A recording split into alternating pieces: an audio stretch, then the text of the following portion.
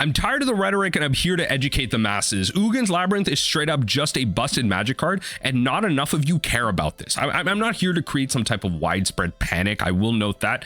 I just want to really address the alarming amount of people that I have in my comments downplaying this card. Like, we got answers. Let's not panic. Let's look at the whole set. Untapped 2 mana on turn 1 is absolutely nuts, and you really need to pay attention to this. Is a meta defining card, and I'm more than happy to be wrong. I would love to be wrong about this, but based on what historical evidence and current play data, especially in formats like Legacy, tell us, untapped 2 mana and the ability to access this relatively often and with a couple of upsides is extremely powerful. And I'm going to walk through it all here. I'm going to walk through all aspects of this card, and I'm just really going to highlight why it's busted, why it's broken. Let's start from the top. Ugin's Labyrinth is a land, not a legendary land, may I add, so you can have multiple of these out. You imprint when it enters the battlefield. You may exile a colorless card with mana value 7 or greater from your hand. So not 7 or greater, and just a colorless card. It could be a permanent, it could be a non-permanent, which really helps this card's case. Now, activate, you can add 1 colorless mana, not generic, 1 colorless mana. If a card is exiled with Ugin's Labyrinth, instead you add colorless, 2 colorless mana. Then its second activated ability is return the exiled card to its owner's hand, which is a big difference with the imprints that we have seen with other examples of imprint. You're not able to access that card again. You now have access to that imprinted card, and once you remove that imprinted card, the card still functions. So there is a lot of late game, there's a lot of early game, and it really removes the downside that you get from a lot of imprinted cards. So let's start right off the bat here. We're going to talk about Chrome Mox probably being one of the most identifiable imprint cards out there, especially from a constructed player's perspective. Kind of 0 mana, enters the battlefield, exile a non-artifact, non-land card from your hand, and then you can add 1 mana of any color. Again, just a free spell, very big in terms of fast mana and big in the prison decks in Legacy and Vintage as well. Isochron Scepter is probably the next most identifiable card, especially for my EDH players, but this also has a restriction of exiling an instant card with converted mana cost 2 or less. Of course, you are able to then cast that card over and over again, and with recent synergies in cards with Spree, we do see Isochron Scepter gaining some big points in playability in EDH, but it's not like this card was unbreakable before. But regardless, another identifiable imprint card with a lot of restrictions to jump through, honestly, but still very playable with those restrictions. And for like my evil players out there, Knowledge Pool might be identifiable to you, but if you think of imprint when I say Knowledge Pool, you're probably an evil person. I'm just, let me know in the comments. Hey, let me know in the comment section down below if you think of Knowledge Pool when I say imprint. You know what combos with that card. Don't lie to me. Don't lie to me right now. You're an evil person. But Chrome Mox, having that restriction of being exiling a non-land, non-artifact card, really highlighting the fact that there is a big restriction with imprint cards. And really, I don't think there is a big restriction when it comes to Ugin's Labyrinth. I don't think that 7 cost or more is that much of a restriction, because without the imprint, the card still functions as a colorless land. With the imprint, it functions as a 2 land, as ramp essentially on turn 1, and very similar to a card like Ancient Tomb. Now, Ancient Tomb, I will say, is kind of the gold standard. It's not comparable. Paying 2 life for 2 mana is miles better than exiling a card from your hand. Just, let's just get that out there. I understand that completely. Ancient Tomb is the gold standard. Next up is a card like City of Traders. And City of Traders is also kind of like a gold standard, but it does have a big downside where, yes, it can come down on turn 1 and tap for 2, but you need to sacrifice another land, or you need to sacrifice City of Traders when you play another land after City of Traders. So it kind of needs to be your last card or kind of your second card, because you usually play like an Ancient Tomb first, then you play your City of Traders, and then you get like 4 mana out of it, you get immediate value, and then you can start playing lands after that. Or you just keep land light hands and blah, blah, blah. So cards like this are really powerful in Legacy and Vintage. Specifically, when you look at the Legacy metagame, there's 3 decks that really come to mind when it comes to playability of just unrestricted 2 mana that early. Firstly, I'm thinking of like a deck like Goblins that runs City of Traders and Ancient Tomb. It's going to run the whole suite with like Chrome Mox and everything. It's like a prison deck with Chalice of the Void, which we're going to come back to in a second, because it's trying to power out just big powerful goblins, look for Muxus, and kind of win the game that way. Next up, I'm thinking of something more traditional like Red Prison, where you can play out a Chrome Mox into an Ancient Tomb on turn 1, and then you just power out a Blood Moon. Or you can go Ancient City of Traders into a Mana Monkey Simian Spirit Guide and just pull out a Blood Moon. Again, just examples of things that you can just push out really early and prison your opponent out of the game. And then finally, I'm thinking the last deck is going to be Painter.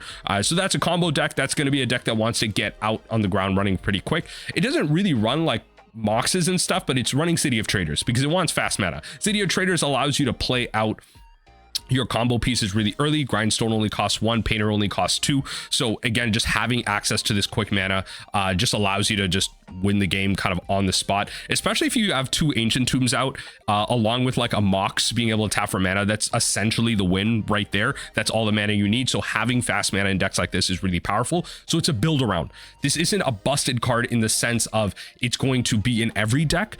Ugin's Labyrinth is going to be the type of card that exists for 1 to 2 strategies, and it's going to be the cornerstone, the linchpin piece of that strategy, and it's really going to kind of market it that way. So Ugin's Labyrinth, the cards that first of all are exilable by it. Let's talk about 7 mana value or more. The first card that I'm thinking of, playable in Modern, not too bad, you've seen it before, Sojourner's Companion. And what's great about Sojourner's Companion is that you can exile it away, then return it to your hand later in the game, and then actually just artifact cycle for it. Or you can play it later in the game to trigger some cards that we're later going to talk about. So Sojourner's Companion, again, exiling it early, then later you can artifact land cycle for maybe an artifact land that you need, something that you need, a color that you specifically need because maybe you're losing your artifacts that way. A great option in that sense. On that note, we have more 7 mana value or more Karn Liberated out of the Tron decks. Okay, very good option out of here. Karn Liberated, not that great in Modern right now, not actually that played, but it could bring back Karn Liberated as that one of probably just your least valuable planeswalker in most Karn decks right now. You're playing One Ring, you're playing Karn the Great Creator, you're playing your Wish board. So that's another option to exile there. All is Dust out of the Eldrazi Tron decks. Again, doesn't have to be a permanent, could just be an instant or sorcery this way. 7 cost or more. This is a colorless card. All is Dust is doable. And then heck, Emrakul, the Promised End, a lot of people just don't even want this because you can't even cast it depending on the matchup. But if you see it in your hand, you could put it in your hand. If you do find a later point in the game where you can cast it, it's now pocketed underneath the land, away from discard, away from stuff like that. And then heck, the brand new Emrakul, the World Anew, exilable under this. Maybe there's some type of madness deck where you're playing this out and powering out some type of like Underworld cookbook, and then you can put it under here, and then later when you want to activate your cookbook, you put the Emrakul back in your hand and then you madness it out for 6. I don't know, I'm just throwing ideas out there. There are plenty of options that you have to exile cards underneath this card. And now in terms of reusing the land, because Imprint enters the battlefield, so you can maybe reuse it to re-enable the Imprint effect so that you can, you know, kind of put exile cards. Once you put an exile card back, you can re-put one down there. So I'm thinking of cards like Ghostly Flicker, not that common in Modern, but allows you to kind of exile artifacts, creatures, lands, and also Flicker Wisp, a bit more niche as well. Like Flicker Wisp probably more playable and more seen in Modern, even though the Taxes decks haven't really been playable in a while. Regardless, Flicker Wisp probably the most seen option, being able to kind of flicker a permanent, return it at the next end step. So you can maybe bring in a Flicker Wisp and do that to your own Eldrazi land, or your Ugin's Labyrinth, I should say, not Eldrazi land. But in terms of casting spells, what are some of the things that you want to cast with this? Well, on turn 1, 2 mana. Let's say you got it. You got the magic going. What are some things you can cast for 2 mana, 2 colorless mana on turn 1? Let's start off simple. Patchwork Automaton. I can't even speak. Patchwork Automaton. Why did I say it like that? Ward 2 grows as you play more artifacts. Sweet. Great. Affinity cards. What about Simulacrum Synthesizer on turn 2? That seems kind of nuts. Absolutely insane. And remember how we were putting like a Sojourner's Companion underneath the land itself? Well, we can get that back later and then trigger the Simulacrum Synthesizer. It's synergy on the front end and on the back end. Seems pretty good. So what about Karn the Great Creator on turn 2? The wheels are starting to turn for all of us, isn't it? Turn 2 Karn the Great Creator. Obviously, you have to have multiple colorless sources in your hand. You have to have the, like, things have to line up. Doesn't mean we can't do it though. What about the One Ring on turn 2? Protection, card draw. Doesn't seem that bad, does it? What about Chalice on 1 on turn 1?